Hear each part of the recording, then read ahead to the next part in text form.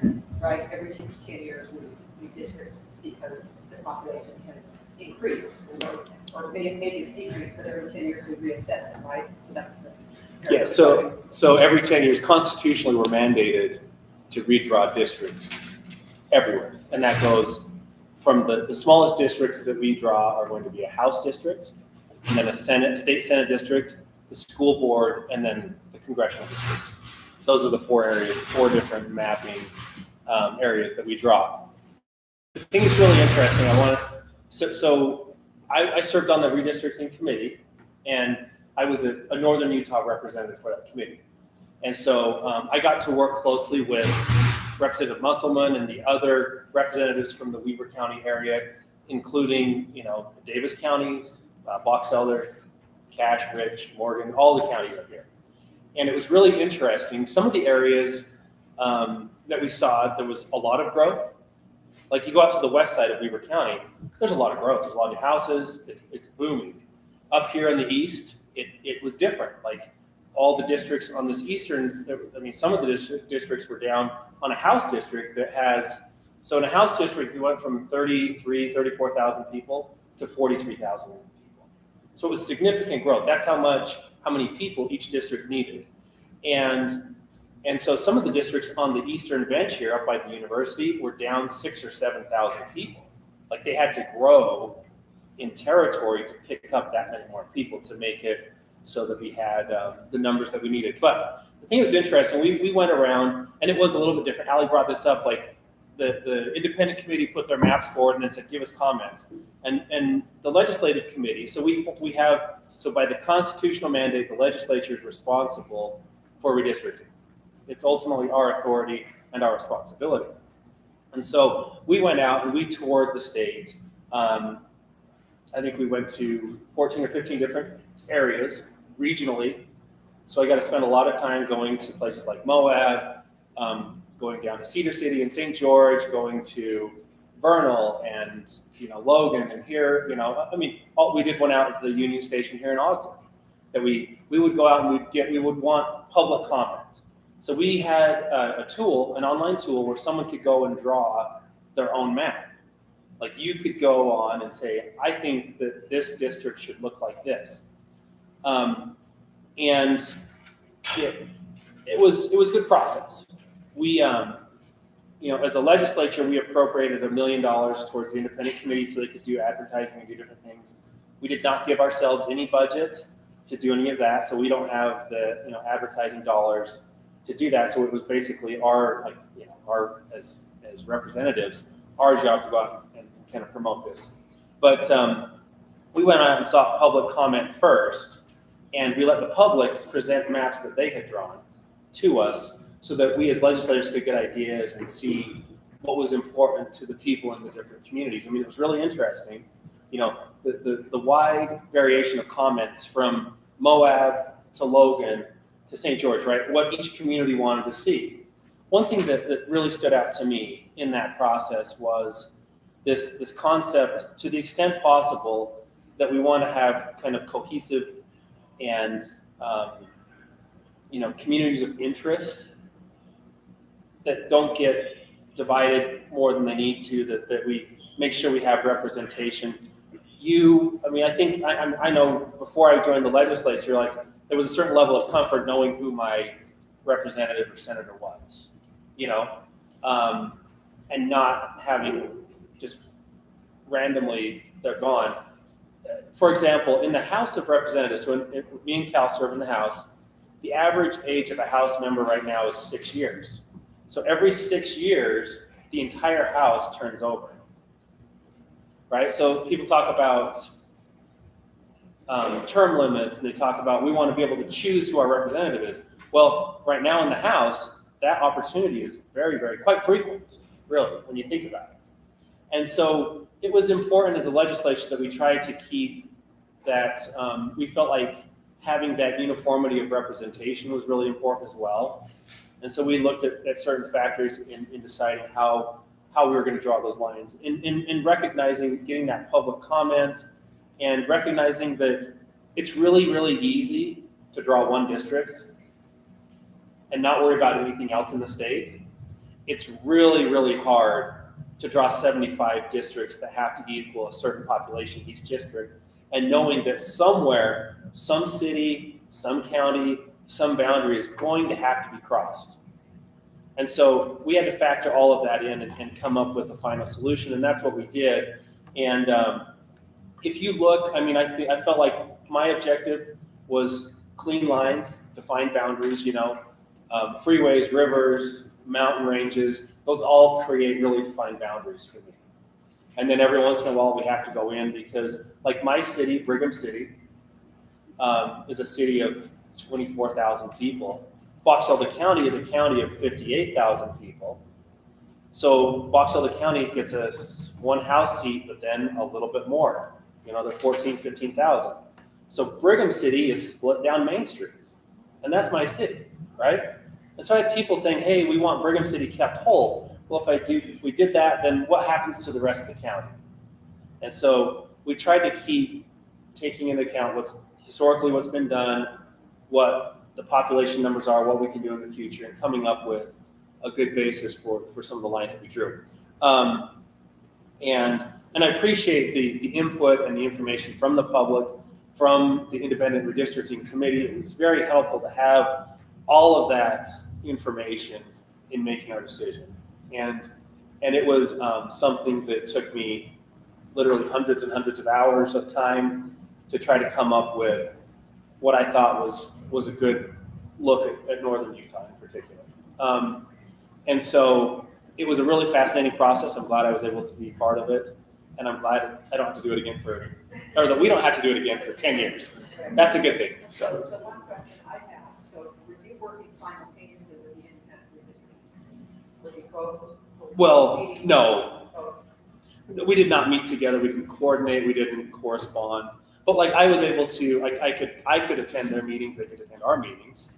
But I didn't go and try to speak with any of the commissioners or lobby them to do something or another. None of that, from my perspective, happened. They did their job. We had our job, and there was a pretty defined line of separation there. But it sounds like there was not a stair-step approach. You did not wait to receive theirs. Well, so I guess in the process, they made their recommendation to the legislative redistricting committee, and then we took that information to make our final decision. Like it was a fact. Yeah, and I should probably say, we voted on Prop 4 back in 2018, and that's what created the Independent Redistricting Commission. And in 2020, there was a compromise with the legislature, and that made us an advisory committee. So what we had to draft 12 maps, so give them a menu of options for them to choose. But ultimately, they could draw their maps as well and approve whatever and change whatever they wanted with their maps, or just make and do their own maps. And so we're an advisory board, you could say. So we did turn in our 12 maps, and they got to make a decision. Let me shift over now to Cal and John. So you were legislators to receive this recommendation from the legislative redistricting committee. What did you feel your objective was?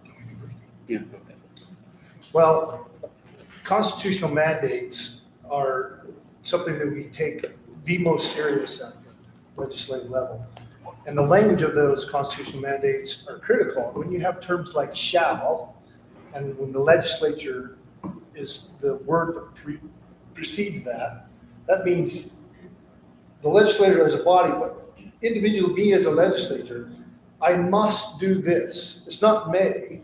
And there's language that's often drafted that says may. And this is a constitutional obligation, not only an obligation, but a mandate, meaning you have to do this. It's not an option. And we don't just consider it, we must do it. Now, Prop 4 didn't change that constitutional mandate. It didn't even attempt to change that constitutional mandate. Although process, it did change process. Thus, we have the process change. But it doesn't negate my responsibility to consider the maps. If I just boilerplate or accept any one map just because I must do that map, that means I didn't take seriously the very specific language that's in the Constitution. I must look at every map and consider them. That's an absolute obligation. So for me, that was priority one. Follow the Constitution. That was priority one. Everything else falls second to that. But as far as, that was my greatest role as a legislator. However, whatever the boundary maps that came, wherever they came from, I didn't have a role in that. I didn't sit on a committee, either one. I simply took those maps and considered them. That was it. Now, that being said, it doesn't mean that I didn't have an opinion and didn't have thoughts and wasn't asked questions. I was, but mostly there were guidelines already set up, and that's maintain the essence of the districts as they are, but make them better. Don't just clean slate and start over, but consider that at least. So, am I understanding correctly that you did consider the independent maps and the legislative? Oh, for sure. Yeah, no, if I didn't, then I wouldn't be following the mandate itself. But again, I had to choose between, not be forced to choose one map or the other, regardless of how many maps we put forward. And I'll just say this lastly is that I think it's important to recognize that some would argue that because the independent district maps weren't accepted as they were drawn, didn't have an impact on how the in map was drawn. It did. At least I believe it did. Both because there was a parallel path of both of them working at the same time, knowing the other one was doing, that has to have influence. And I think that influence was good for that to happen. The question at the end is just simply because the maps that were ultimately accepted didn't come from the redistricting committee. Does that mean that the maps we accepted weren't affected by them? I believe they were. And I think probably for the better. So. Thank you. Yeah, John, I agree with Cal. I mean, that was one of my major objectives. The independent redistricting committee was put together because of a voter initiative, right? And that voter initiative did pass. And like you said, there was a compromise, and that was supposed to be advisory to what we did. It did not change the constitutional language that said that it's the obligation of the legislature to draw the maps. And so, not necessarily draw them, but vote on the final ones, right? And so I think that was an important piece of it. Now, one of the objectives of redoing the maps, it comes out of the notion that we have, one person, one vote. And so what's really important in the process is to make sure all of the districts are roughly the same size. So whether we're talking about a school district, a school board district, or whether we're talking about a Senate district, or whether we're talking about a congressional district, whatever, they needed to be as close as possible to the same size.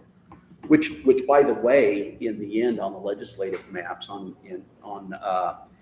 the congressional maps, I think there was zero deviation, wasn't there? In the end, so every single district has the same exact number of voters in it, or close to. No. Well, I said in the congressional maps. There was zero deviation there in the final maps. Now, if you look at some of the Senate districts, some of the House districts, there's, I don't think there's more than about 5% anywhere, is there? They're very close to the same size. It's a little bit harder to make them exactly the same. I don't believe on any of the maps that were presented, whether it's redistricting or the redistricting committee or the legislative committee, had any less than 5%. Right. So I don't think either one. We kept it tight, and part of the deviation that we're talking about was so that we could keep communities more intact. Because what you don't want to do is, here's a city, but it has extra 100 people. It's better to bring those 100 people into this district than to push them into the neighboring district, right? So those kind of things on the edges, and it'll give us some flexibility to be able to keep communities together. And that was easier in the congressional districts than it was, especially like in the House districts. So that was a goal, of course. And I actually had a lot of hope in the independent redistricting committee. I thought that would be an interesting way to look at what happened. But, you know, I got a little troubled when Rob Bishop, of course, resigned from the independent redistricting committee. I have a podcast. It's called the Politicket Podcast. It's on Facebook. And there's actually an episode right after that happened with Rob Bishop that Representative Ryan Wilcox and I actually sat down on video with Rob Bishop and talked about that process. And one of the points he brought up, which I thought was interesting, was he was worried in the fact that only 4 of our districts, we only have 4 congressmen and congressional representatives, and he was a little bit worried that these people didn't both have urban and rural aspects to them, and that's where it got started. But I would encourage you to watch that, because I don't want to speak for Rob, but you can. I actually have spoken to Rob too about this. I invited him to this meeting that we had comments, but okay, there are two the elements of the room here that we're talking about are this community of interest.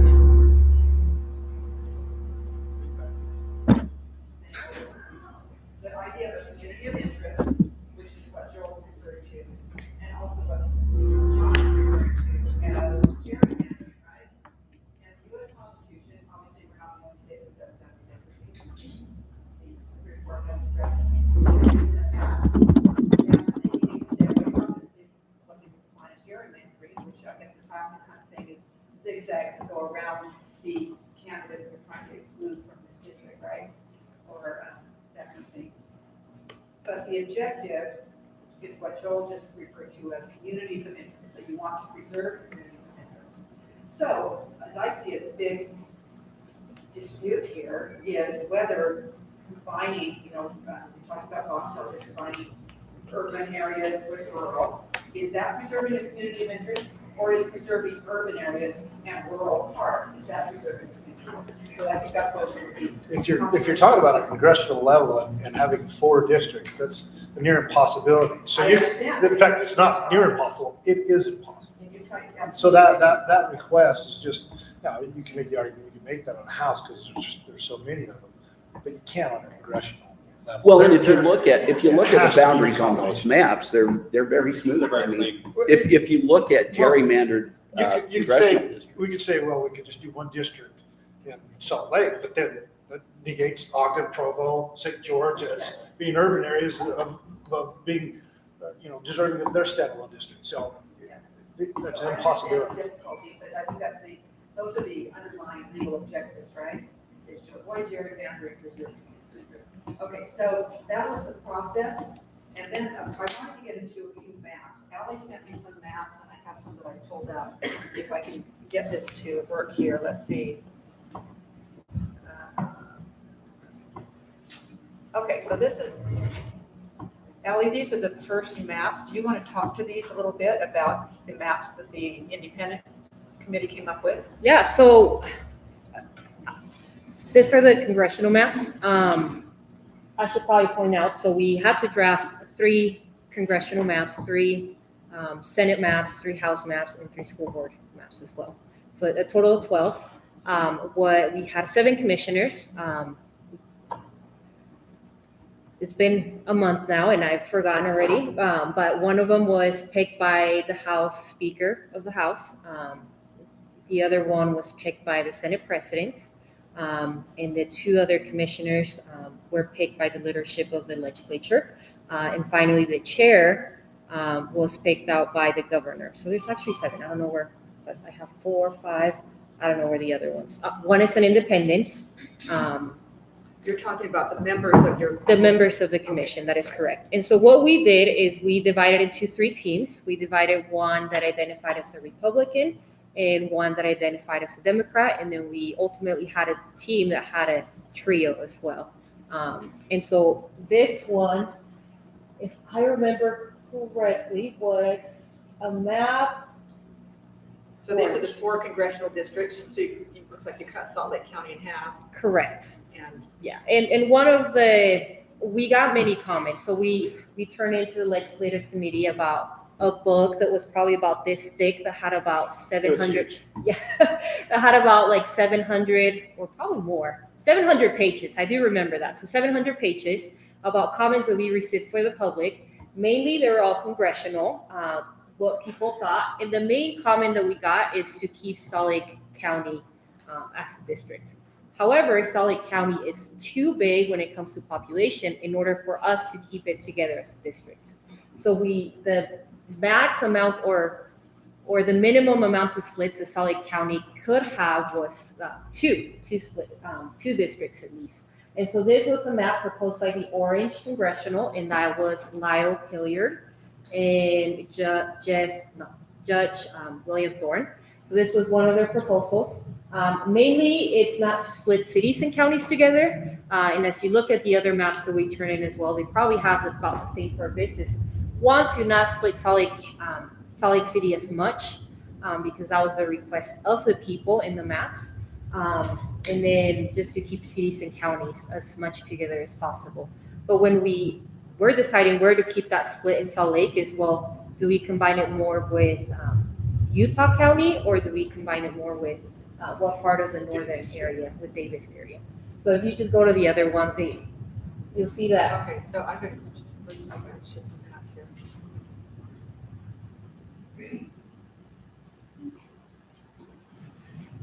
So this configuration is a little bit different, but you're also splitting Salt Lake County, right? Yep. And Salt Lake County has to be Has split. to be split. Right. So, but it's keeping all of southern Utah. Well, I guess you've got Provo in southern Utah, right? Yes. So what was this one? So this one was actually a map that was turned in by the public. We just decided to, again, just like the redistricting committee, we are also getting input from the public. So we got, I believe, about 20-ish maps that were turned in by the public, and we got to review them, and we also got to do analysis on them. And this one ranked really high when it came to county splits and city splits. It didn't split as many counties and cities, and so that we decided to pick this one from the public and turn it into the legislative committee. Okay, so am I seeing correctly that you've got Salt Lake County in 3 pieces here? I Or is believe that it's not- only 2. I can't remember. It might be 3, but I don't. It should have only been split twice. Okay. And this, I'm not sure, this was the 4th one you sent me. This must be So that's probably a house. house seats. Yeah. Let me just skip through the house because I think that's, Well, that's the most important. it's actually, there's so many of them. We'll talk about Weaver and Box Elder in just a minute, but I wanted to get through these ones that, I'll get down to the legislative one and you can comment. Okay, is this the one you did? I think it is. Joel, is this the map you came up with? At least this is what I got online. It's not? Well, it's kind of fuzzy. It is. I apologize. You know what? I think it looks like it's hard to where all the red bubbles are. That's where you can tell. But I think that's the Okay. final map. I think this is what was approved, but they're just. That's what not you were able to approved. pull from the website. Okay, yeah. So do you want to explain what happened with this one? Sure. So on this map, it's actually quite similar to our existing congressional boundaries. So there wasn't a significant change where you took whole communities and put them with a completely new district, right? So that people would have some, like that cohesiveness and that consistency of knowing who your representative is. There were, the thing that we have, we didn't talk about this in the initial introduction, but the growth in Utah is happening down South Salt Lake County and Northern Utah County. And it is insane. There are so many people moving in there. You go out there, I mean, it's crazy. Like Weber County was under the state population average. Weber County grew. Think about all the growth on the west side. Weber County still was 15,000 people short of just keeping up with the rest of the state. Like that's how fast that area is growing. So Candace was going to be here, her son was sick, so she has to be excused. But her district, so she needs to have 43,000 people. her district has 67,000 people. So she had to lose a third of her district. The district right next door is Representative Jefferson Moss. He was over by 35,000 people, 37,000 people. I mean, just insane. And so what you saw was all the other districts, everything kind of gets drawn into that South Utah County. And Go so, back here. Is this the one you're talking about? No, it's. No. well, that map you were on was fine. I'll just make my point really quick. So where all those little bubbles are, that's essentially where all of the growth is happening.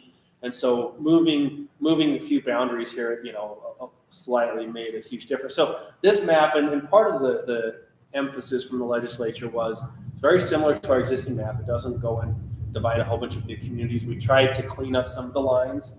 There were some changes in central Utah to District 4. It expanded a little bit further south. District 1 lost or did not retain the eastern Utah portion, so the Vernal, Roosevelt area. It picked up a little bit more of Park City and some of Salt Lake County as well, though. And so we tried, it was, we felt like it was, a compromise that we felt like we kept communities intact as best we could, not completely just dropping, a bomb on the map and starting over. And so we retained a lot of that consistency as well. And that's, I think, an important part of what we did.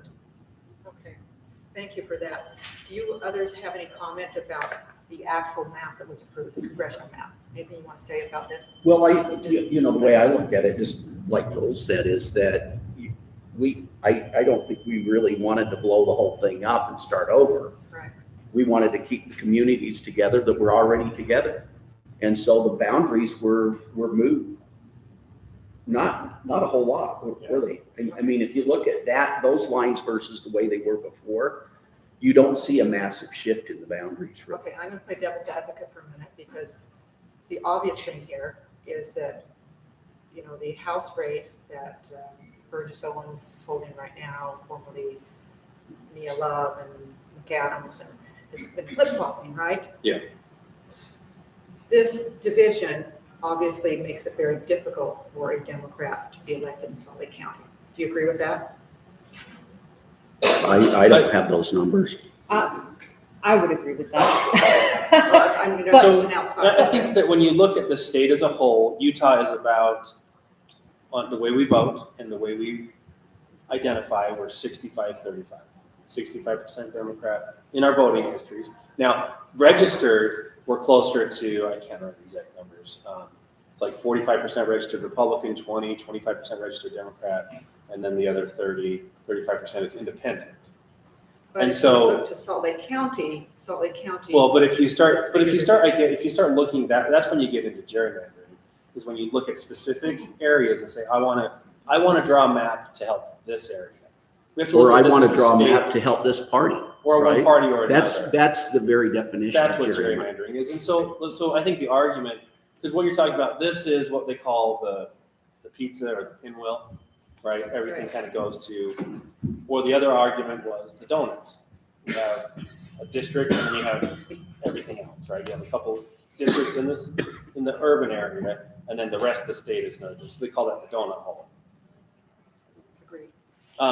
And so which one is, get to the question of gerrymandering. I think that this is not gerrymandering by any definition of the term. It may make it more difficult for one party or another to get elected, but that is not. Well, let me ask Part you of it. related. If our objective was to preserve boundaries so that a certain party would win, then that would be gerrymandering. And That was to not be our clear, objective. In the House, there was 3 combined Republican districts and 1 combined Democrat district. And if you look at the Senate, almost every democratically held seat was changed very, very little. And I would argue that those people can win their seats as easy as they did before. Now we could have very easily split all those up so they ran against each other, but we didn't. We chose not to. We chose to stay away from that.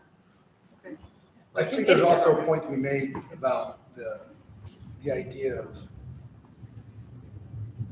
gerrymandering it so that there is a urban versus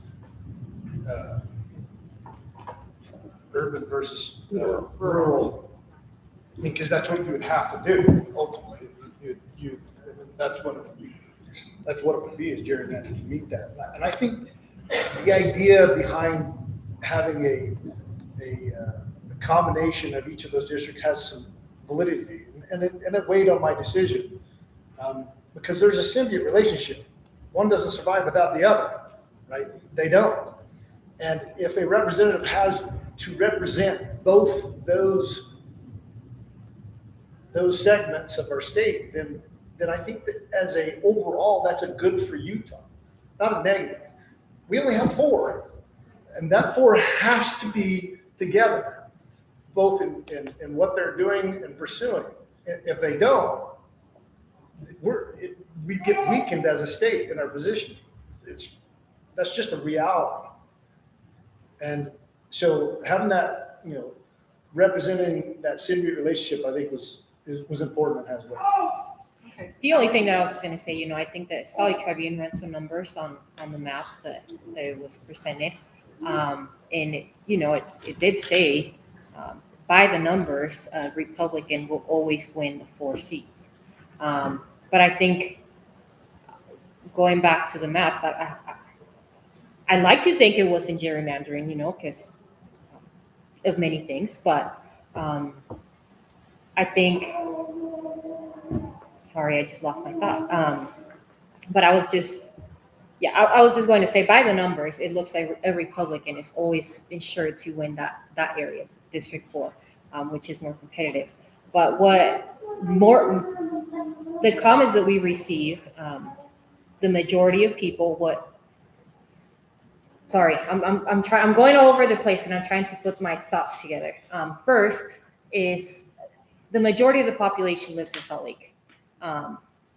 And how the majority of the requests that were coming in regarding what they wanted to see in the maps, they wanted to keep Salt Lake County together and not dilute the voice.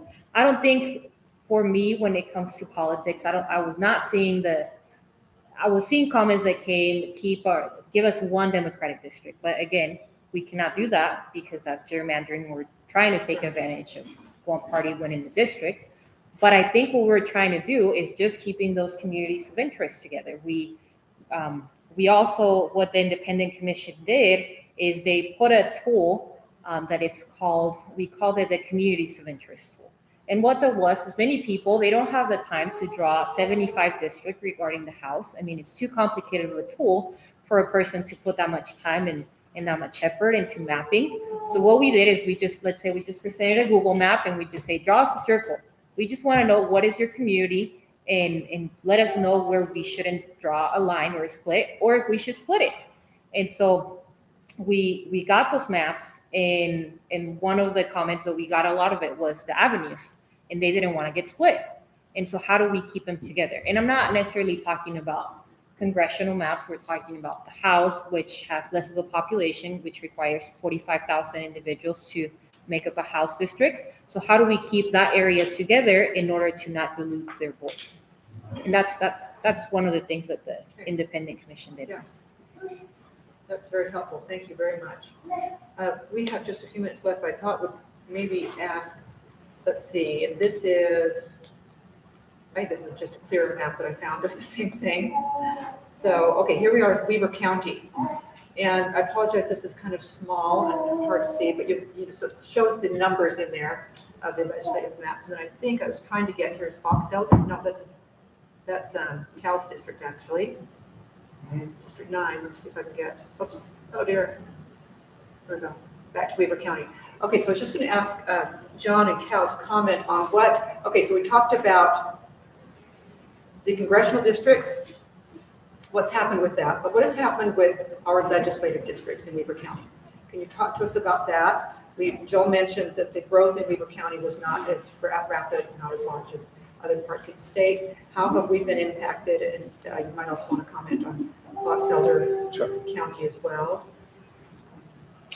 And I might add one thing that was kind of interesting. I just discovered is that the precinct boundaries not yet been decided.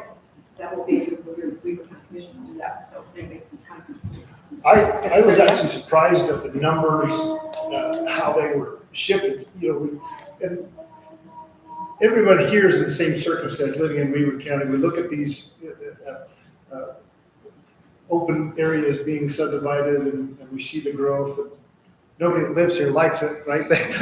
We all can agree on that. That's easy. That's an easy one. But it was surprising to me to see the numbers and which districts were over the threshold, which ones were under. And of course, the primary responsibility is that every 10 years is to balance that out. It was really surprising. I would have thought that my District 9 would have had growth, but I was way under. And that was surprising to me. And so and when you look at some of these maps, this is also a learning process for me, and maybe for everybody on this, as you look at it, you think, well, why was this originally, I didn't have anything to do with the map that was District 9. It was never me. I didn't have anything to do with Why it. did it look like it But I'm did? like, why does this have this jog here and this? And your instant thought is what? Gerrymandering somehow, somewhere doing the neighborhood or a house. But as I looked at them, some of them like, well, that doesn't make any sense because there's not a house there on that little lake that goes out. So there's nobody even living in it.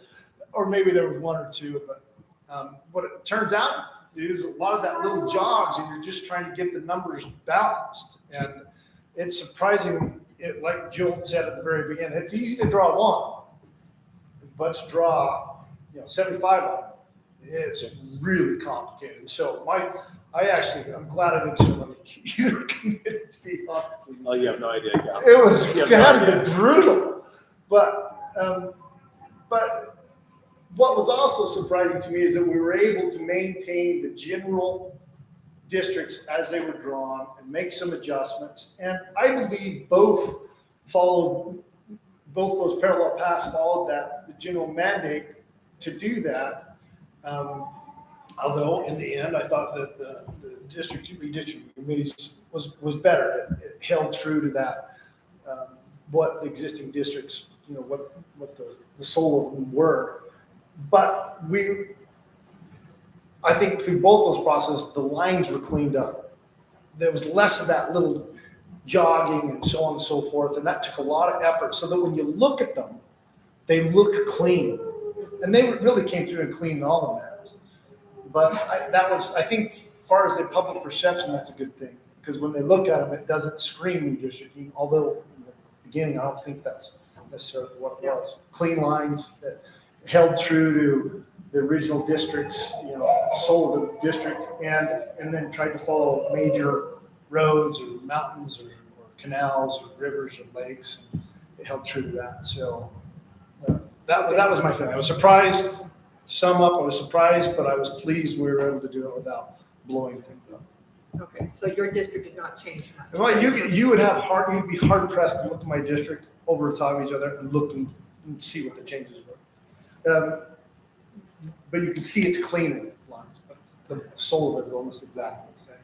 Great, John, you want to? There were probably more changes to 8, right? I mean, because Ryan Wilcox was my representative in 7. And Now Steve Waldrop is my representative. So they, literally a piece of North Ogden was cut off and put in, but it's actually the piece that follows up to the divide there, right? And so it came over there because his district had to expand. And so they took off some down in Harrisville and they added some up in North Ogden, which actually made more sense if you think about the community itself, right? You had 7 kind of came down and 8 wrapped around it before, right there in that Harrisville area. And so we kind of cut that off and said, okay, let's keep Harrisville combined. And that went into District 7. And District 8 came in and took up the top side of North Ogden. I don't think it got any Pleasant View, but I think it took kind of the northern side of North Ogden. Yeah, so my house was put into 8. But basically, we had the biggest change you're going to see in Weber County on the house map is the Weber County. So districts 11 and 12 had to push really heavily into Davis County. So Davis County had growth. It grew faster than the state. And Weber County did not. And so we had to, so basically Weber County has a little bit as far as population and representation, has like a third of a seat less representation than it did 10 years ago. Oh, interesting. Because that's about what 15,000 people is about 1/3. But we didn't move But- any of the seats out. But as of far as the number of seats that are going to be essentially housed in Weaver County, that stayed consistent. Now, it's not to say that, someone in District 12, is that your district, Cal? No, mine's 9. So it's not to say someone from Davis County couldn't win the seat in District 12. I mean, it's like 10 years ago, if you guys remember, District 29 was Lee Perry Right. and Brad Galvez. Their district got combined, and they had to run against each other. And so Lee Perry won, so it was a Box Elder, someone that lived in Box Elder County represented that. But then 2 years ago, Matt Gwynn ran and won that seat. So now someone from Weaver County represents that. So Weaver County is, so there's that, there's those cross boundaries. But ultimately, it's that community. And I don't know that someone that lives in Plain City is really that much different than someone that lives in South Willard in their community and in their interest. You know what I mean? It's that same feel. My Senate district did lose a piece of Pleasant View, kind of to keep that one balance. more in, but then I actually picked up half of Morgan City, which I didn't have before, but I had, most of Morgan County, but. So there were some shifts. I actually picked up a lot more voters in Summit County too. But I think the Senate map's going to be the same thing. It pushed south. So you picked up some Yeah. Summit County and Milner, which I'm not sure what Senate seat that is, but the seat that she represents, that seat picked up more of Davis County.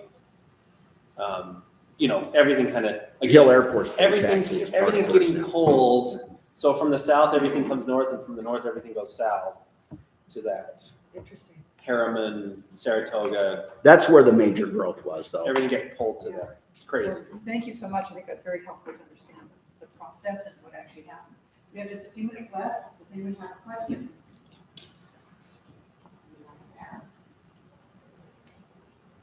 If not, well, I'm excited to see, I was informed that the actual maps are not available until January, so I'm excited to see those come out for the individual districts. Also precincts are going to get some details to get that process.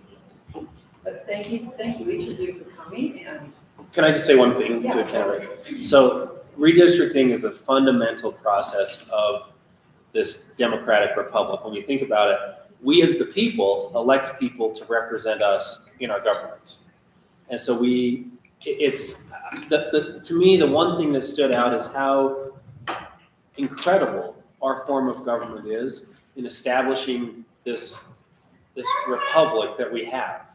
And how this is a fundamental process to make sure, this is like grassroots, people getting involved. And it really, to me personally, helped instill a lot of faith in our system of government and that the system works. And, we don't get everything we want. If you were to take a poll of sitting legislators, how many of them got just what they wanted? I don't think anyone would say we did. Because everyone, and again, every community, it's easy to draw a single map. It's easy for a person to say, this is what I want.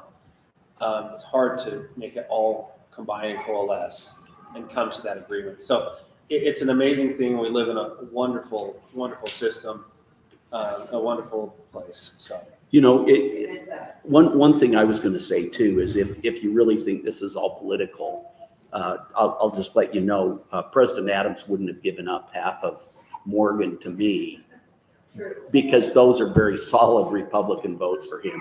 He wouldn't have given up half of that if this was all driven by politics. There was just a lot of give and take on everybody's part, I I'm think. sure that was necessary. Anyway, I want to express thanks to each of you, for the independent redistricting committee. Wow, the incredible time and effort that went into that. And your council stayed the same thing that they did. Wow, just appreciate all of you for the time and commitment. Thank you. thank you. Help us understand this better. Really appreciate that. Just an FYI to all of you, January or dues are due. And before you all we'll be reaching out to you for the dues. And also, our next meeting is January. I'm from 3. Mexico. No, So, Oh, here. that's the first You're one. here. Yeah. And you were January 3 is about No, so You I were- was, no, I wasn't a commissioner. I was just in staff. Oh, very good. Yeah. It's nice to meet you. Nice to meet you, and yeah, I'll see you around here, right? Yeah, Okay. Very nice meeting you. thank you.